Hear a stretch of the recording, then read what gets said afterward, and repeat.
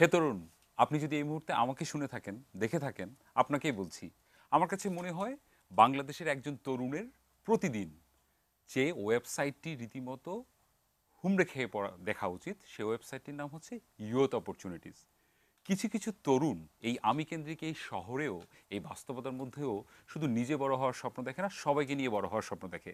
তেমনই একজন স্বপ্নবাজ তরুণ আজ আমাদের সেটে আছেন, ওসামা বিন Noor, co founder youth opportunities. এবং আরেক স্বপ্নবাজ তরুণ আছে আমাদের সাথে স্কাইপে, Nowshin Juaddar, advisory panel member, Queens Young Leaders program. So Osama, অভিনন্দন আপনাকে, কেমন আছেন? অনেক ধন্যবাদ প্রীতু ভাই আজকে এখানে আনার জন্য এবং আমি খুব সম্মানিত বোধ করছি যে আজকে প্রীতু ভাইয়ের সাথে আমি আছি। Thank you Osama, you are too kind with your words. So Osama, আমার কাছে দুটো জিনিস মনে হয় হ্যাঁ। যখন আমার আসলে ওসামা বিন নূরের কথা মনে হয়। প্রথম কথা হচ্ছে খুব ভালো লাগে বাংলাদেশি 26 বয়সের এক তরুণ যেভাবে বাংলাদেশের পতাকা বিশ্বের দরবারে উঁচু করে ধরছে। আবার একটু খারাপ লাগে আমি আমি যখন আসলে তরুণ ছিলাম তখন কেন আসলে ওসামা ছিল না, তখন কেন আসলে ইউর অপরচুনিটি ছিল না, তাহলে হয়তো আমি হয়তো নিজেকে আরেকটু আলোকিত করার সুযোগ পেতাম। আপনার কাছে আমার প্রশ্ন হলো, আমরা তো সবসময় আসলে আমি কেন্দ্রিক একটা পরিবেশের মধ্যে দিয়ে বড় হই। আমি জিপিএ 5 পেলাম, আমি এটা করলাম, আমি অ্যাওয়ার্ড পেলাম। আপনার কেন মনে হলো বলুন তো যে নিজে বড় হওয়ার পাশাপাশি আরো কিছু মানুষের জন্য এই অপরচুনিটিগুলো সুযোগ করে দেওয়া উচিত? আপনি তো চাইলেই পারতেন যে এই সকল অপরচুনিটির ইনফো শুধু আপনার মাঝখানে রেখেই আপনি শুধু বড় হতে। কেন সবাইকে নিয়ে বড় হওয়ার স্বপ্ন দেখেন? খুব চমৎকার দুটি প্রশ্ন। মানে প্রথম যে আফসোসটা, সেই আফসোসটা আমার নিজের জন্য মাঝে মাঝে হয় যে আমার সময় কেন ইউথ অপরচুনিটিস ছিল না। যদি আমার সময় ইউথ অপরচুনিটিস থাকতো আমি হয়তো বা অন্য কোথাও এক জায়গায় প্রীতু ভাইয়ের মতো হয়ে যেতে পারতাম অথবা অন্য কোথাও থাকতাম। সো ইউথ অপরচুনিটিস এই যে আমরা থেকে আজকে যে চমৎকার একটি বিষয়, আমি থেকে আমরা একটা সময় অপরচুনিটি প্রচুর খুঁজতাম যে ফ্রেন্ডরা দেখতাম স্কলারশিপ পেয়ে বিদেশ যাচ্ছে, এই প্রোগ্রামে যাচ্ছে ওই প্রোগ্রামে যাচ্ছে, তাদের নিজেদেরকে ডেভেলপ করছে, তাদের সুন্দর একটি নেটওয়ার্ক হচ্ছে, তাদের স্কিল ডেভেলপের মাধ্যমে তারা ভালো ভালো জায়গায় পর্যায়ে চলে যাওয়ার একটা প্রস্তুতি ভালো। কিন্তু আমি এইসবের সন্ধান পেতাম না। আমার কাছে মনে হতো যে সবাই যার যার নিজের গণ্ডির মধ্যেই অপরচুনিটিগুলো রেখে দিত। যেমন ধরেন আমি একটা অপরচুনিটি অথবা স্কলারশিপের সংবাদ আমার কাছে আছে, সেটা আমি আমার কাছে রেখে দিয়েছি, আমি আপনাকে জানিনি। কারণ হচ্ছে আমি যদি আপনাকে জানাই তাহলে আপনি হয়তো বা এখানে অ্যাপ্লাই করবেন এবং আমার সাথে একজন ক্যান্ডিডেট পেয়ে যাবে। সো এরকমই যে অপরচুনিটি হাইড করা, গোপন করে রাখার এরকম প্রবণতা আমাদের চারপাশে প্রচুর রয়েছে। সো এখান থেকে আমি আমার অনেক বন্ধুদেরকে দেখেছি তারা দেশের বাইরে অনেক প্রোগ্রামে গভর্নমেন্ট স্কলারশিপ নিয়ে পড়ালেখা করতে গিয়েছে। কিন্তু আমি আমি জানতামই না যে কবে কখন এই স্কলারশিপ ইনফরমেশনগুলো আসে, কিভাবে অ্যাপ্লাই করতে হয়, কি সুযোগ সুবিধা কি, কিছু জানা ছিল না। কিন্তু একদম তারা যাচ্ছে সরকারি খরচে পড়ালেখা করছে বিদেশে, মানে খুব ইন্টারেস্টিং, যে কারণে আমি হয়তো বা বাইরে অ্যাপ্লাই করার সুযোগ হয় নাই। সো ওইখান থেকে শুরু হয়। শুরুটা তো হয়তো বা একটু পরে আলোচনা করব যে আমার ফ্রেন্ড মাকসুদ মানিক, ওর সাথে পরিচয়, তারপরে একসাথে ওরও এরকম একটা স্টোরি আছে লাইফে যে এরকম অপরচুনিটি, মেন্টরশিপ, সেটার একটা অভাব ছিল। সো এখান থেকে আমরা দুজন একদিন দুঃখের স্টোরি শেয়ার করছিলাম একজন একজনের সাথে। সো এখান থেকে মূলত ইউথ অপরচুনিটিজের একটা আইডিয়া আসে যে আমরা ইউথ অপরচুনিটিজ এমন একটা প্ল্যাটফর্ম করব যে প্ল্যাটফর্মে শুধু বাংলাদেশের তরুণ না, সারা বিশ্বের তরুণ এখানে তার জন্য কোথায় কি কি সুযোগ অপেক্ষা করছে সেগুলো একটা জায়গায় এসে সেই সংবাদগুলো জানতে পারবে। অসাধারণ ওসামা, যে আমরা যে আসলে মানে ওসামারাই আসলে বাংলাদেশ। যে আমরা শুধু আসলে আমির কেন্দ্রিক না, আসলে আমরা আসলে আমাদেরকে নিয়ে ভাবি। আমরাই আসলে পারবো আসলে বাংলাদেশটাকে ভিন্নভাবে নিতে। একটা ওসামা দিয়ে হবে না, আমাদের 1000টা ওসামা লাগবে। সেই জন্য আসলে ইউথ অপরচুনিটিস অসাধারণ। থ্যাংক ইউ ভাইয়া। সো এখানে আমি জাস্ট একটু অ্যাড জি। করতে চাই যে হয়তোবা প্রত্যেক এই যে বি ইউ সেলফ, আপনার কয়েকটা সেশন আমি ছিলাম, হুম। আপনার প্রত্যেকটা প্রোগ্রাম আমার কাছে খুব চমৎকার লাগে এবং মোটিভেটেড হই নতুনভাবে যে যে বি ইউ সেলফ। হয়তোবা একজন প্রিতরে যে আরেকজন হইতে পারবে না, না। কিন্তু সে নিজেই তার নিজস্ব যে ব্যাপারগুলো আছে সেগুলোতে যদি সে ডেভেলপ করে তার প্যাশনের জায়গাটুকুকে কাজ লাগিয়ে সে তার নিজের পরিচয়ে কিন্তু পরিচিত হতে পারে, আলোকিত করতে পারে চারপাশ। তো আমার কাছে মনে হয় যে প্রত্যেকের যার যার নিজের ভালো লাগার জায়গাটুকু বের করে সেখানে কাজ করা, সেখানে ফোকাস করে আমার মনে হয় সে অনেক কিছু করতে পারবে। অসাধারণ। আমরা আবারও ফিরবো ওসামা, আমরা একটু নওশিনের কাছে যাই। হ্যাঁ, শিওর। নওশিন, আমাকে শুনতে পাচ্ছেন? জি, শুনতে পাচ্ছি। সো নওশিন, আপনার কাছে জানতে চাই এই ইয়র্থ অপরচুনিটি মাধ্যমে আপনার জীবনে আসলে কি পরিবর্তনটা হয়, বা আপনার লাইফের মোডটা কিভাবে আসলে চেঞ্জ হয়, আমাদেরকে একটু বলবেন? আম ২০১৬ সালে ঠিক এক্সাক্টলি ১ বছর আগে আমি আজারবাইজান যাই। হুম। ইউনাইটেড নেশনস এর একটা প্রোগ্রামে। ইউনাইটেড নেশনস এর একটি অর্গানাইজেশন যার নাম United Nations Alliance of Civilization, তাদের একটা ওয়ার্ল্ড লিডার্সদের নিয়ে একটা ইভেন্ট হয় যেটা ফোকাস ছিল ইনক্লুসিভ সোসাইটি গড়া নিয়ে। সোশ্যাল ইনক্লুশন এখন কেন দরকার? কারণ এখন আমরা দেখতে পাচ্ছি যে যেখানেই যাই সব জায়গায় হানাহানি, সব জায়গায় একজন আরেকজনের পিছে লেগে আছে, ইসলামোফোবিয়া বলেন বা জেনোফোবিয়া যেটাকে বলে। এন্ড এই জিনিসটা নিয়ে আমি খুবই টেন্সড থাকতাম সবসময়। আর আমার মনে হতো যে আমার নিজেরও কিছু বলার আছে, এই যে আমরা যে একজন আরেকজনের মতটাকে একসেপ্ট করতে পারছি না, আহ এইটা আসলে ঠিক না, এটা কাউন্টার করা দরকার। আর এইটা কাউন্টার করা দরকার, এই আইডিয়াটা থেকেই আমার ইচ্ছা ছিল যে আমি এটা নিয়ে কোন একটা ওয়ার্ল্ড ফোরামে বলবো। হুম। আর ইউথ অপরচুনিটিজ এর কারণেই আমি এই ইউএন এর প্রোগ্রামটা খুঁজে পাই। আমি 2016 সালের এপ্রিলে বাংলাদেশের ইউথ রিপ্রেজেন্টেটিভ হিসাবে ইউএনএওসির এই প্রোগ্রামটাতে যাই, বাকু ইভেন্টটাতে। বাহ। এবং এখানে আমি আমার একটা প্রজেক্ট প্রেজেন্ট করি ইউএন হাই লেভেল রিপ্রেজেন্টেটিভদের সামনে, যেখানে আমি কথা বলি কিভাবে আমরা হেট স্পিচে কাউন্টার করতে পারি। হুম। আমার কাছে মনে হয়েছে যে যদি ইউথ অপরচুনিটিজ না থাকতো, আমি ইউএন এর এই প্রোগ্রামটা কখনোই খুঁজে পেতাম না। কারণ ওই যে ওসামা ভাই যেটা বললেন যে আমরা যদি কোনো একটা ইনফরমেশন পাই, স্পেশালি যদি এরকম কোনো একটা ইনফরমেশন হয় হুম। যেটা খুবই লুক্রেটিভ, কারণ ধরেন একটা ইউএন প্রোগ্রামে যাওয়া it is a very big deal. Hmm. So যখন এটা আমি পাই, এটা যদি আমি নিজের কাছেই রেখে দেই বা অন্য কেউ যদি এটা নিজের কাছেই রেখে দিত, এটা আমি নওশিন আজকে পেতাম না। অ্যান্ড ইউথ অপরচুনিটিজ যে আমি অ্যাক্সেস করতে পেরেছি বলেই কিন্তু আমি যেতে পেরেছি। অ্যান্ড সাবসিকুয়েন্টলি সেটা নিয়ে আমি আরো অনেক পড়াশোনা করেছি, সেটা নিয়ে আমি লেখালেখিও করেছি, অ্যান্ড সেটা নিয়ে আমি এখনো it's a work in progress. Hmm. So এই যে অপরচুনিটিটাতে অ্যাক্সেস পাওয়া, এই অ্যাক্সেসটা পাওয়ার কারণেই কিন্তু আমি এখন যা কাজ করছি এবং আমার সাবসিকুয়েন্ট যে কাজগুলা করব সেটা আমি করতে পারছি। So for that I think যে ইউথ অপরচুনিটিস আপনি যেটা বললেন প্রীতা ভাই, যে এটা প্রত্যেকেরই অ্যাক্সেস করা উচিত almost on a regular basis. কারণ তাহলে আমরা দেখতে পারবো যে সারা বিশ্বে কি কি হচ্ছে আমাদের জন্য। শুধু এই নিজের গণ্ডির বাইরে, মানে গণ্ডির ভেতরে দেখলে হবে না, বাইরে কি কি হচ্ছে এটা জানতে পাওয়াটা খুবই দরকার। এন্ড ইউথ অপরচুনিটিস থাকাতে এই সেই গত তিন সুযোগটা চার আসলে বছর পাঁচ পেয়েছেন। বছর ধরে হ্যাঁ এই সুযোগটা হয়ে যাচ্ছে। অসাধারণ ওসামা, আমি আসলে লাইভে একটা স্যালুট দিতে চাই যারা আসলে, যে তরুণরা আসলে নিজের স্বপ্ন দেখার পাশাপাশি অন্যান্য অনেক তরুণকে আসলে স্বপ্ন থ্যাংক ইউ। দেখিয়ে আমি যাচ্ছে। নওশিনকে ধন্যবাদ জানাই যে she is capable for that, right? Hmm. Say United nation একটা কনফারেন্সে গিয়েছে এবং সেটার জন্য রাইট ক্যান্ডিডেট ছিল। হুম। এবং আমি এখানে আরেকটা জিনিস অ্যাড করবো, এবং এই কনফারেন্সে ছিল ইউনাইটেড নেশনের ফুলি ফান্ডেড প্রোগ্রাম, যে তারা নিজ খরচে নিয়ে গেছে, ওইখানে থেকেছে এবং এই প্রোগ্রামে প্রেজেন্টেশন দিয়েছে। আমি নওশিনের আপডেটসগুলো দেখছিলাম, অ্যামেজিং। আমার কাছে সেটাই। নওশিনকে অনেক ধন্যবাদ যে পজিটিভলি বাংলাদেশকে রিপ্রেজেন্ট করার জন্য। অসাধারণ। সো যেই তরুণরা আজকে এই মুহূর্তে আমাদেরকে শুনছে দেখছে, আমি নিশ্চিত যে সবাই আসলে ইতিমধ্যে ওয়েবসাইট চেক করে ফেলেছে, যদি কেউ করে না থাকে আর কি। কিন্তু তাদের জন্য বোধহয় ইউথ অপরচুনিটি আরো সহজ করে নিয়ে এসেছে, কারণ সম্প্রতি আপনারা মোবাইল অ্যাপ্লিকেশন লঞ্চ করেছেন। আমাদের মাননীয় মন্ত্রী সেটা আপনাদেরকে সাহায্য করেছেন হয়তো বা এই ইয়েতে, সেটা আপনার মুখ থেকে একটু শুনতে চাই। আচ্ছা, আমি ওয়েবসাইটের অ্যাড্রেসটা বলে দিই, অনেক হ্যাঁ। হয়তো কনফিউশন হ্যাঁ। থাকতে পারে। আমাদের ওয়েবসাইটের অ্যাড্রেস হচ্ছে youthop.com, youthop.com। সো এখানে গেলে আপনি সারা বিশ্বে আপনার জন্য কোথায় কি কি সুযোগের দরজা খোলা আছে সেই সব তথ্যগুলো আপনি এখানে পাবেন। আর এইটা তো আমরা গত ওয়েবসাইটটা করেছি 2014 সালে, কিন্তু আমাদের জার্নি শুরু হয়েছিল 2012 সালে ফেসবুক পেজের মাধ্যমে।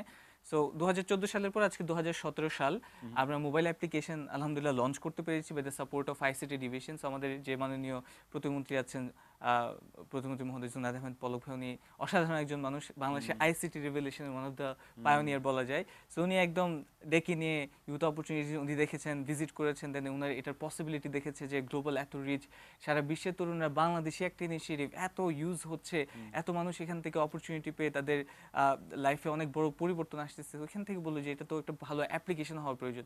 সেখান থেকে পলক ভাই ডেকে নিয়ে আমাদেরকে সহযোগিতার হাত বাড়িয়ে দেয়। তো আমরা মোবাইল অ্যাপ্লিকেশনটা গতকালকে উদ্বোধন করি। সো এটা গুগল প্লে স্টোরে পাওয়া যাবে। ইউথ অপরচুনিটিস দেখলেই গুগল প্লে স্টোরে আপনারা অ্যাপ্লিকেশন পাবেন। এখানে খুব সুন্দর করে দেওয়া আছে যে লেটেস্ট কী কী অপরচুনিটি আছে আপনার জন্য, ট্রেন্ডিং যেগুলো সবচেয়ে বেশি এখন হাইলাইটেড, যেগুলো মানুষ মানে প্রচুর ভিজিট করছে, ওই অপরচুনিটিগুলো আপনি ট্রেন্ডিংয়ে পেয়ে যাবেন। এবং আপনার অপরচুনিটি যেন মিস না হয়, ডেডলাইন অ্যাপ্রোচিং নামে আরেকটা সেকশন আছে, যে এই এক সপ্তাহের মধ্যে কোন আচ্ছা। কোন অপরচুনিটি ডেডলাইন চলে যাচ্ছে, আপনার এখনই অ্যাপ্লাই করতে হবে। সো ডেডলাইন অ্যাপ্রোচিং এর সেকশন আছে, আপনি রিমাইন্ডার দিতে পারবেন। আপনার মনে হচ্ছে এই অপরচুনিটি দেখলাম, দেখে আমি আমার ক্যালেন্ডারে মার্ক করে রাখি, আপনি সুন্দর করে ক্যালেন্ডারে মার্ক করে রাখতে পারবেন, তাহলে আপনি ক্যালেন্ডার অনুযায়ী অ্যাপ্লাই করতে পারবেন। আপনি বুক মার্ক করে রাখতে পারেন, মানে অনেক সুযোগ সুবিধা আমরা এই অ্যাপ্লিকেশনে দিয়ে রাখার চেষ্টা করেছি তরুণদের জন্য। সো অলরেডি আমাদের মনে হয় 24 ঘন্টা হয়েছে আমরা অ্যাপটা প্লে স্টোরে আপলোড করেছি, অলরেডি 1,500-এর উপর ইনস্টল হয়ে গেছে, 24 ঘন্টায় 1,500-এর উপর উপরে ডাউনলোড অলরেডি হয়েছে। ডাউনলোড হয়ে গেছে বাহ। আমাদের প্লে স্টোরে। সো আমি এক্সপেক্ট করতেছি যেটা আমার মনে হয় খুব ভালো একটা ইউজার বেস তৈরি হয়ে যাবে কিছুদিনের মধ্যে। ডেফিনেটলি, এবং বাংলাদেশে নিশ্চয়ই সব তরুণের আসলে পছন্দের একটি অ্যাপ হয়ে দাঁড়াবে ইয়ুথ অপরচুনিটি, সেই সারা আশাবাদী বিশ্বের রাখছি। তরুণদের হয়তো বা হ্যাঁ, এবং সারা বিশ্বের তরুণদেরই মজার কথা যে আমি শুনছিলাম একটা জায়গায় একটা ইন্টারভিউতে দেখছিলামও যে প্রথম দিকে যখন ইয়ুথ অপরচুনিটি শুরু হয় হ্যাঁ। তখন বাংলাদেশের চাইতে এর বাইরের ভিজিটর অনেক বেশি ছিল, Right. কারণ আপনি আসলে একটা গ্লোবাল প্ল্যাটফর্ম নিয়ে আসলে কাজ করছেন। Right. সো সেটা নিয়ে একটু বলবেন যে কিভাবে আসলে এই যে বাইরের মানুষজন কিভাবে এটার খবর পেল? এখানে যেটা হয়েছে, আমরা ফেসবুক না এক একজন এক এক পারপাসে ইউজ করি। হ্যাঁ। So আমি আর মানিক যখন শুরু করি তখন আমরা চিন্তা করছিলাম যে ফেসবুক তো সব ইউথরা ইউজ করে এবং আমরা তো তাদের জন্যই অপরচুনিটি দিচ্ছি, তাহলে একটা কাজ করি আমরা, বাইরে যারা যারা তরুণ আছে তাদের সাথে ফ্রেন্ড রিকোয়েস্ট পাঠায়, তার সাথে একটু কি খবর, তুমি কি কাজ করো, তোমার দেশে কি হচ্ছে, এই একটা সম্পর্ক স্থাপন করা। দেন আমরা যখন ইউথ অপরচুনিটি শুরু করি তখন তাকে জানাই যে আমরা তো এরকম একটা প্ল্যাটফর্ম করেছি, তুমি কিন্তু এখানে আসলে অনেক অপরচুনিটি পাবা। তখন শুরুতে আমরা বাংলাদেশে অপরচুনিটিগুলো সাবমিট করতাম, তখন সে এখানে পেজে এসে সে দেখলো যে খুব ইন্টারেস্টিং একটা পেজ ফেসবুক, তখন বললো যে আমার ইন্ডিয়াতে এরকম প্রোগ্রাম হচ্ছে, আমার ইন্দোনেশিয়াতে এরকম প্রোগ্রাম হচ্ছে, তুমি তোমার পেজ থেকে শেয়ার করো। তো এরকম আশেপাশের দেশে যে সকল মানুষদের সাথে ফ্রেন্ডশিপ হয়েছে আমাদের, তারা তাদের প্রোগ্রামগুলো আমাদেরকে শেয়ার করছিল, আমরা পেজ থেকে শেয়ার করছিলাম, আবার পেজে ওই দেশের মানুষজন ফ্যান বাড়তে থাকে। সেভাবে করতে করতে দেশের বাইরে এমন একটা ইউজার বেস তৈরি হয়ে যায় যেটা আসলে বাংলাদেশকে ছাড়িয়ে যায় অনেক আগে, মানে অনেক বেশি ছাড়িয়ে যায়। সো তারপর থেকে আমরা চিন্তা করি এটা আমরা গ্লোবাল প্ল্যাটফর্ম হিসেবে আমরা কাজ করতে থাকবো। সো তারপর আমরা এটা গ্লোবাল প্ল্যাটফর্ম হিসেবে শুরু করে দেই। আমাদের সবচেয়ে বেশি ইউজার হচ্ছে এখন ইন্দোনেশিয়াতে, আর সবচেয়ে বেশি ইউজ হয় আসিয়ান কান্ট্রিগুলোতে, মানে সাউথ ইস্ট এশিয়ার যে কান্ট্রি আছে। সো এই দেশগুলো থেকে সবচেয়ে প্রচুর ভিজিট হয়, ওই দেশগুলোতে প্রোগ্রাম প্রচুর হয়, এবং আসিয়ান যে রিজিয়নাল বন্ডিং এবং তাদের যে কোঅপারেশনটাও অনেক স্ট্রেনদেন, প্রচুর প্রোগ্রাম হয়, একটা দেশ থেকে আরেকটা দেশের তরুণদের আসা যাওয়াটা খুব সহজ, এবং এর জন্য তারা অনেক এগিয়ে যাচ্ছে। সো আমরাও চিন্তা করছি যে সার্ককে আরও কীভাবে স্ট্রেনদেন করা যায়। আমরা ইউরোপকে ফোকাস করছি, আফ্রিকাকে আলাদা ফোকাস করে ডেস্ক তৈরি করছি, সবজন আলাদা আলাদা করে টিম সেট করে দেওয়া হচ্ছে প্রত্যেকটা রিজিয়নের জন্য, যেন তারা ওই দেশের তরুণরার কি কি অপরচুনিটি তাদের প্রয়োজন এবং কিভাবে তাদেরকে আরও বেশি বেশি বেনিফিটেড করা যায়, এই জিনিসগুলো নিয়ে এখন আমরা টিম ওয়ার্ক করছি, কাজ করছি। আর আমি তার ফাঁকে একটু বলে দিই, অনেকে হয়তো বা কনফিউশন থাকবে আমরা কোন ধরনের অপরচুনিটি শেয়ার করি। সো আমি কয়েকটা ক্যাটাগরির নাম বলবো যেগুলো হয়তো বা তাদের জন্য আকর্ষণীয় হবে, যেমন স্কলারশিপ, অনেকে দেশের বাইরে সরকারি খরচে পড়ালেখা করতে চায়, অথবা অনেক প্রাইভেট ইউনিভার্সিটি আছে যারা ফুলি ফান্ডেড স্কলারশিপ দেয়। সো এই স্কলারশিপের তথ্যগুলো আমাদের ওয়েবসাইটে থাকে, এরকম হাজার হাজার স্কলারশিপ আছে, আমরা জানি না, কিন্তু যারা খুলে বসে আছে তারা খুঁজছে যে আমার ক্যান্ডিডেট কোথায়, আমি তো পাচ্ছি না। আর আমরা যারা সিকার আমরা বলছি আমরা তো পাইতেছি না, কিছু পাচ্ছি না। তো এরকম স্কলারশিপ, অনেকে ইন্টার্নশিপ খুঁজে যে আমি ইউনাইটেড নেশনে ইন্টার্নশিপ করব, অথবা বিবিসিতে ইন্টার্নশিপ করব, অথবা ইউরোপিয়ান ইউনিয়নে করব। সেরকম ইন্টারন্যাশনাল ইন্টার্নশিপ, অনেক কনফারেন্স হয়, কম্পিটিশন হয়, যেমন আপনি ফটোগ্রাফি করেন, সো ফটোগ্রাফির উপর ন্যাশনাল জিওগ্রাফিরও অনেক ফটোগ্রাফি কম্পিটিশন হয়, ইউনাইটেড নেশনাল ফটোগ্রাফি কম্পিটিশন হয়, সনির হয়। সো এরকম photography competition, fellowship, workshop, seminar যা আছে, গ্র্যান্টস, সব ইউথ রিলেটেড যত অপরচুনিটিস সবগুলো একটা প্ল্যাটফর্মে সুন্দর করে ক্যাটাগরিজ ওয়াইজ সার্চ করা আছে। আপনি কনফারেন্সে ক্লিক করবেন, সব কনফারেন্স চলে আসবে, স্কলারশিপে ক্লিক করবেন, সব স্কলারশিপ চলে আসবে।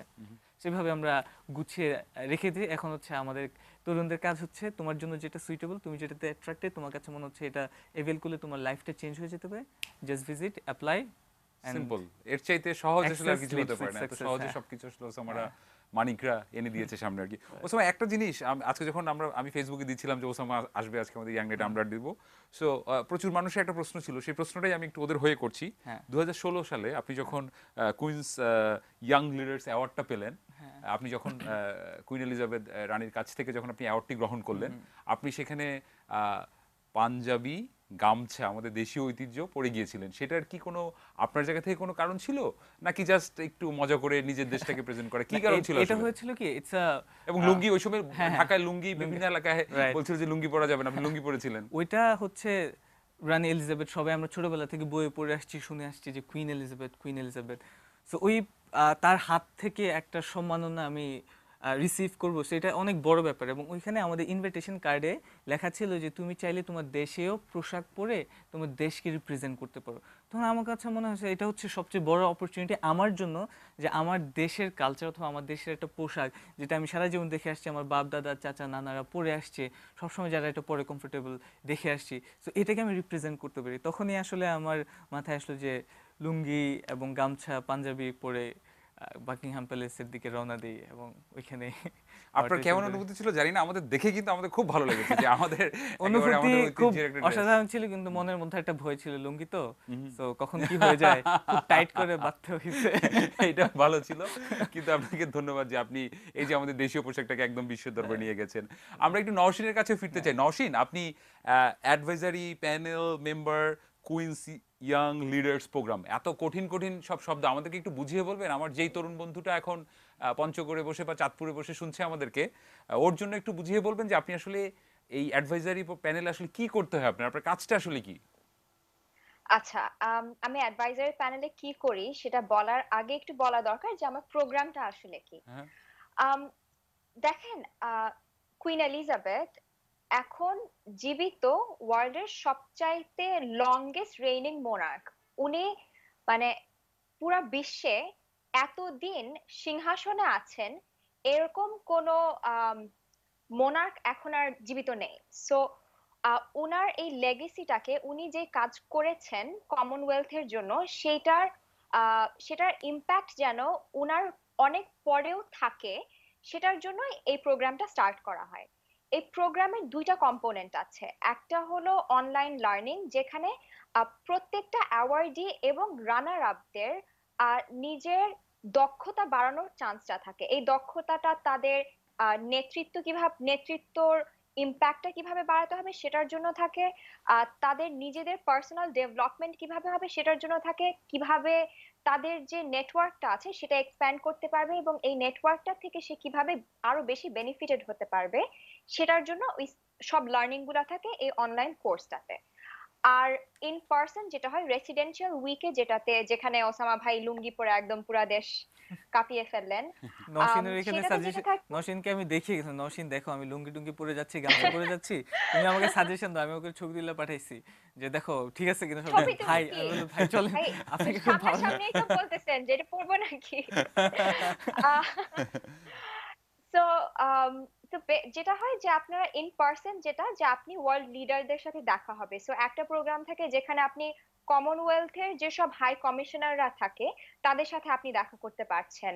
আপনি ইউকের যে প্রমিনেন্ট পলিটিশিয়ানস আছেন তাদের সাথে দেখা করতে প্রাইম পারছেন। মিনিস্টার আপনি প্রাইম মিনিস্টারের সাথে দেখা করবেন ডেভিড নাম্বার 10 বেকহাম, ডাউনিং স্ট্রিটে গিয়ে। প্রিন্স। হ্যাঁ, ওয়েল, সো মানে এদের সাথে আপনি প্রিন্সদের সাথে দেখা করতে পারছেন, রয়্যালটিদের সাথে দেখা করতে পারছেন। এটার কারণ হলো যে আপনার যেন প্রজেক্টের ইম্প্যাক্টটা, আপনি হুম। আউটরিচটা যেন বাড়ে। এখন এটা কিভাবে করে নওশিন, আমরা আমাদের আবারও এই আড্ডাটায় প্রজেক্ট ফিরছি, করব? আমাদের ছোট্ট একটা বিরতি নেওয়ার সময় হয়ে গেছে, আমরা ফিরছি আবার আপনার কাছে। প্রিয় দর্শক সঙ্গেই থাকুন, আরো অনেক মজার অপরচুনিটি নিয়ে আমরা কথা বলবো ছোট্ট একটা বিরতির পর।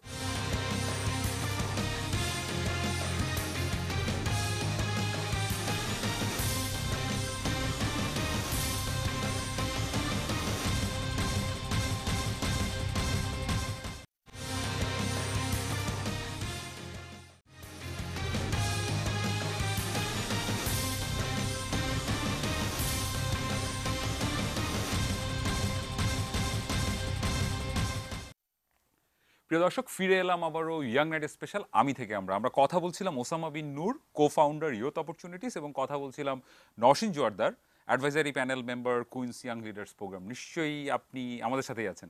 সো আমরা কথা বলছিলাম নওশিনের সাথে। নওশিন শুনতে পাচ্ছেন? জি, শুনতে জি প্লিজ, পাচ্ছি। আপনি বলছিলেন, বলুন।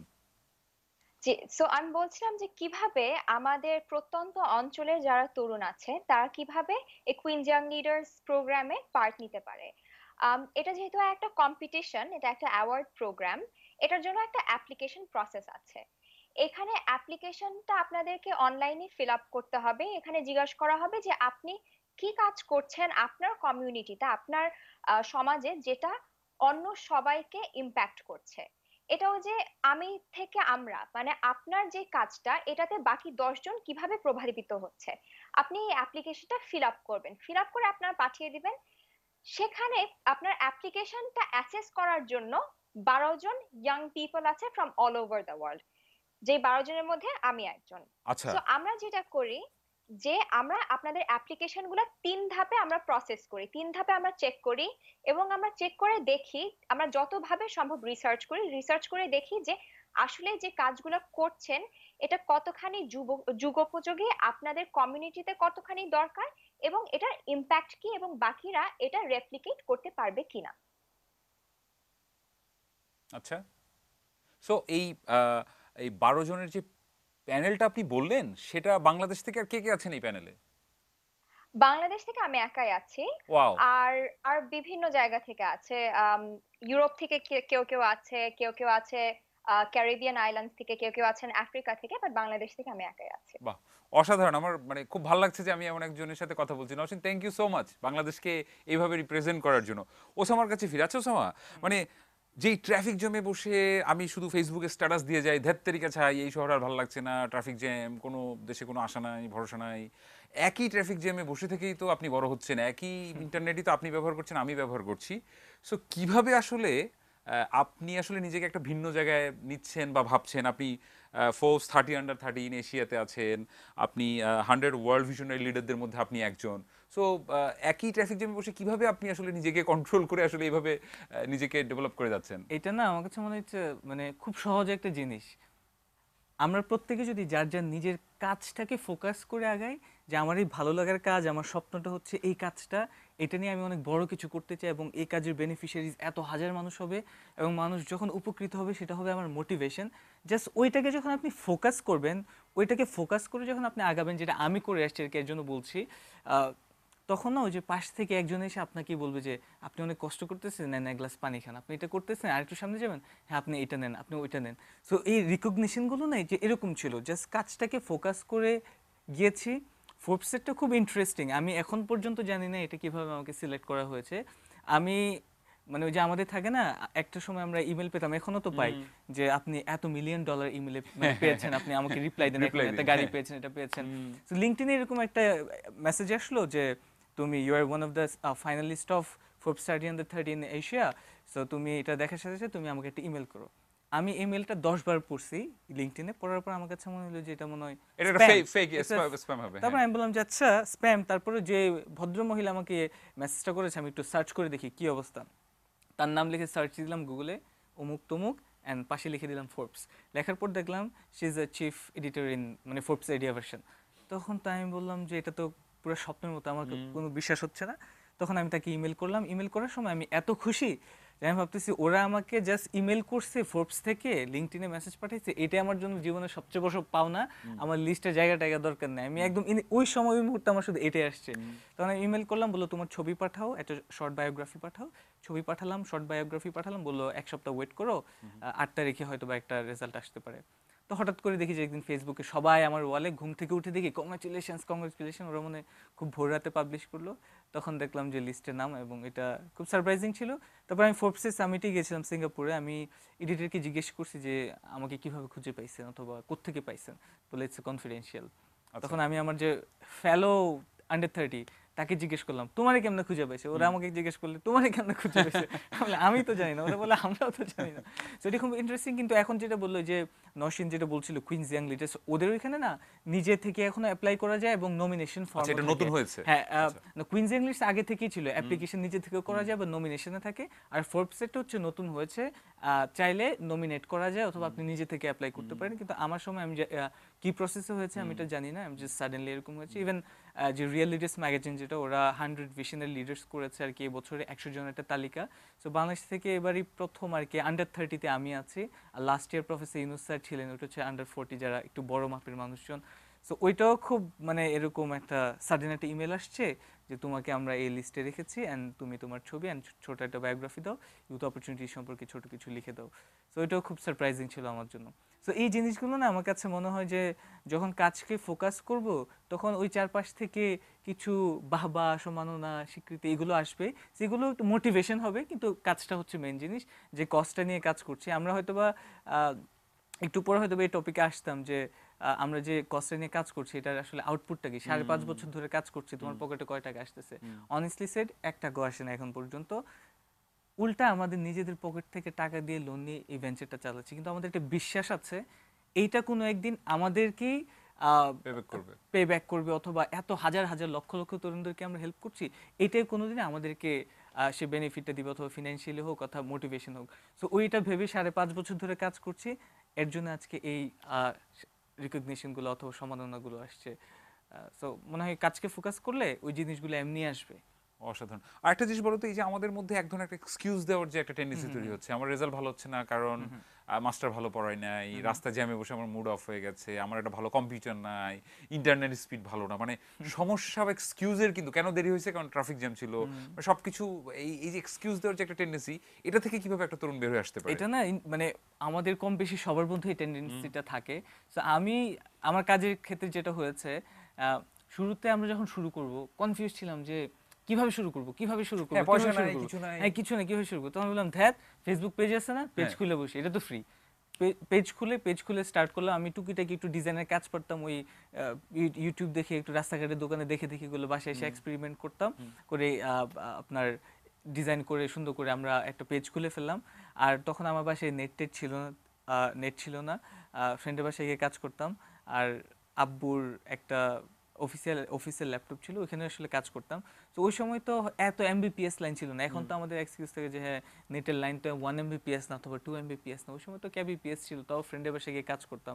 মাঝে মাঝে বাসায় ফ্রেন্ডের বাসা থেকে করতাম, ওই যে ওই সময় আমি কোম্পানির নাম বলতো না, যে এরকম রাউটার টাউটার থাকতো না বিভিন্ন কোম্পানির, ওই সময় ছিল ওয়্যারলেস। তো এগুলো ধার করে নিয়ে আসতাম, তখন কয়েকদিন বাসায় রাখতাম। আর আব্বু হইচই চিৎকার চেঁচামেচি, হ্যাঁ বাসায় এগুলো নিয়ে আসছো, ইন্টারনেট খুব খারাপ জিনিস, ইন্টারনেট ব্যবহার। তো এরকম অনেক চ্যালেঞ্জেস ছিল।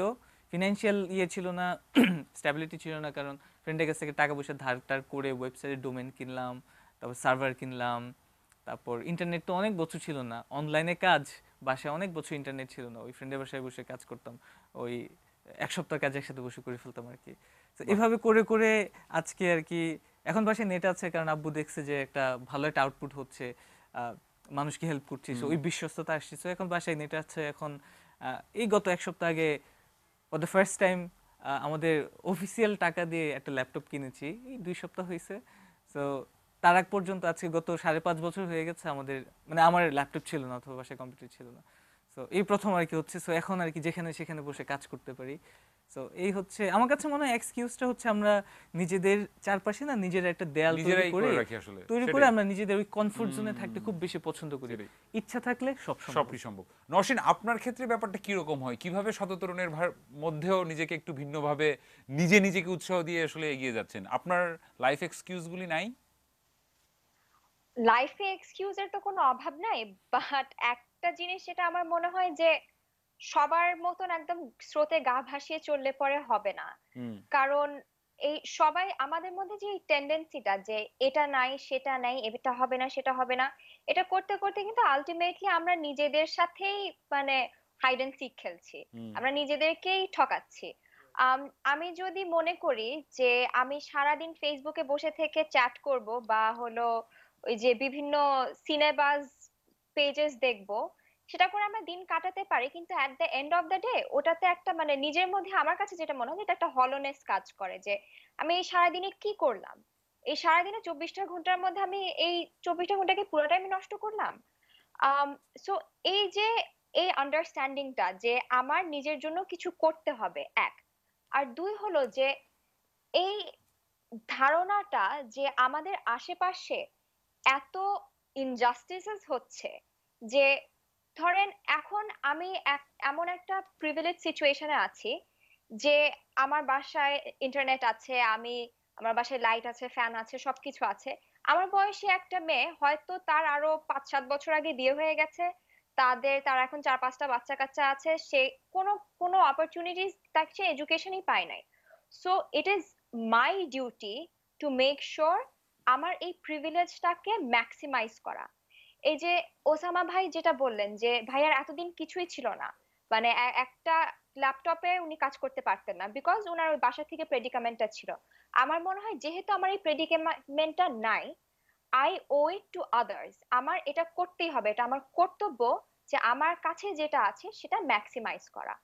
আর এটা আমার মনে হয় প্রত্যেকের ক্ষেত্রেই প্রযোজ্য হওয়া উচিত, যে আমি যে পজিশনটাতে আছি আমার এই পজিশনটার সবচাইতে ভালো যে ব্যবহারটা সেভাবে সে ব্যবহারটা করতে হবে। অসাধারণ। আমার আসলে খুব ভালো লাগছে এবং এটা আসলে খুব জরুরি না ওসামা, আমরা রাইট। শেষের দিকে আছি অলমোস্ট। তারপরেও যে ভ্যালু এডিশনটা খুব ইম্পর্টেন্ট। না আমরা না, সবসময় বলি যে চমৎকার আমি নওশিনের কথা হ্যাঁ, চমৎকার। আমি নওশিনের সাথে আরেকটা জিনিস অ্যাড করবো, আমি তো কমপ্লিটলি এগ্রি উইথ নওশিন। এখানে আরেকটা জিনিস অ্যাড করবো যে আমরা অনেকে সোশ্যাল মিডিয়া ব্যবহারিত হচ্ছি সোশ্যাল মিডিয়ার মাধ্যমে, রাইট। যেখানে আমাদের আসলে সোশ্যাল মিডিয়াটা ব্যবহার করা উচিত ছিল, কিন্তু আমরা ওইটার মাধ্যমে ব্যবহৃত হয়ে যাওয়ার কারণে আমাদের ওইখানে প্রোডাক্টিভিটি অনেক কমে যাচ্ছে। আমরা আসলে এত চমৎকার একটা মাধ্যম, এত কিছু এখন হাতের মুঠোয়, আমি এত কিছু এখন আমি পেয়ে যাচ্ছি যে ছেলেটা গ্রামে বসে পাচ্ছে না অথবা অন্য জায়গায় পাচ্ছে না, যার নেট নেই। আমার এত কিছু আছে হাতের মুঠোয়, জাস্ট চাইলে আমি সবকিছু পাই, কিন্তু আমি সেটাই। সারাক্ষণ কোন কাজে ব্যয় করছে এটা এবং তরুণরা বলতে পারবে। আরেকটা জিনিস, হ্যাঁ, যেমন আমি নিজেও আসলে বেশ কিছু বছর আগ পর্যন্ত আসলে শুধুমাত্র আমিতে ছিলাম। সো আমি আসলে কখনো ভাবতাম না আমার কাজটা দিয়ে আসলে কিভাবে ভ্যালু এডিশন হচ্ছে, আমি আসলে কিভাবে ইন্ডাস্ট্রির প্রতি, সোসাইটির প্রতি আসলে কিভাবে ভ্যালুয়েট করছি। সো সেই জিনিসটা বোধহয় আমাদের এখন ভাবার সময় এসেছে। আমি যেন না বলি যে আমি শিক্ষক হতে চাই, ম্যাজিস্ট্রেট হতে চাই, ডাক্তার হতে চাই, বরং আমি বলতে পারি কিনা যে আমি ডাক্তার হয়ে 100টা দুস্থ রোগীর চিকিৎসা করবো, আমি হতে চাই। শিক্ষক হয়ে গ্রামে গিয়ে 100টা বাচ্চার দায়িত্ব নিব, আমি Right. ম্যাজিস্ট্রেটে এই করব। Right. আমার মনে হয় সেটারও আসলে বোধহয় সময় So, এসেছে হ্যাঁ, যে ভ্যালু এডিশন। সেই ভ্যালিডেশন থাকা খুব গুরুত্বপূর্ণ যে আমি হচ্ছি, হয়েটা কি করব।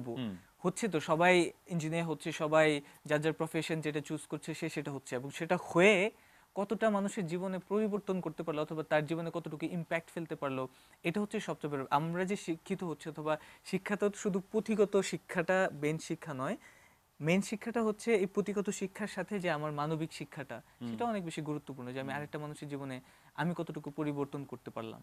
সেটাই।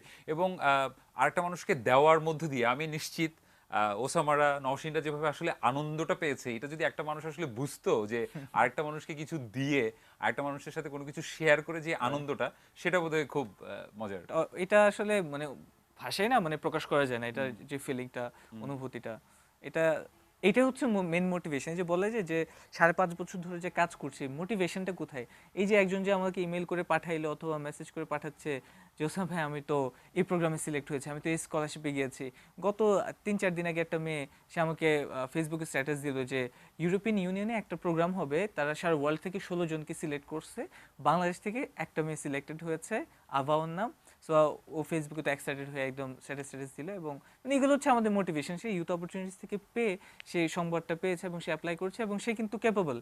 এই যে বাংলাদেশে এত রাইট ক্যান্ডিডেট আছে, নওশিন তার কথা বললো, আভা আছে, আর কত শত শত তরুণ তরুণী আছে যারা ডিজার্ভ করে, তাদের মধ্যে সেই ক্যাপাসিটি আছে, সেই ক্যাপেবল তারা সবাই, কিন্তু সঠিক তথ্যটা না জানার কারণে তারা কিন্তু ওই জায়গাটায় বাংলাদেশকে রিপ্রেজেন্ট করতে সেটাই। পারছে না অথবা বলতে পারছে না যে আমরা এই পরিমাণ প্রস্তুত অথবা আমাদের মেধার পরিধি এতটুকু। এবং সেটার জন্যই ইয়ুথ অপরচুনিটিস Youth opportunities। নিয়মিত ভিজিট করতে হবে। হ্যাঁ। আপনাদেরকে অনেক অনেক ধন্যবাদ। আমার আরো অনেক আড্ডা আছে, নিশ্চয়ই আমরা অন্য কোনো এক পর্বে আবারও আড্ডা দিব। নওশিন আপনাকে ধন্যবাদ, ধন্যবাদ ওসামা আপনাকেও ধন্যবাদ প্রীত ভাই এবং এটি নিউজের আপনাকে ইয়াং নাইটকে ধন্যবাদ সবাইকে ভাই। অনেক ধন্যবাদ। ধন্যবাদ। ধন্যবাদ।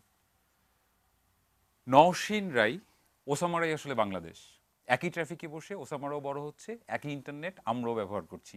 আপনাকেই বলছি হে তরুণ, আপনি কাউকে কমপ্লেন করার আগে, কোনো এক্সকিউজ দেওয়ার আগে ভাবার সময় এসেছে আপনি কি করছি, কিভাবে আসলে আমাদের সময়টা পার করছি। এবং আসুন আমি থেকে আমরা হই, আজকে থেকে স্বপ্ন দেখি আমি কি হব না, আমি কি হয়ে কি প্রবলেম সলভ করব, সেটাই আসলে আমাদের ভাবনা হওয়া উচিত। সবাই ভালো থাকবেন, দেখা হবে আগামী সপ্তাহে আবারও।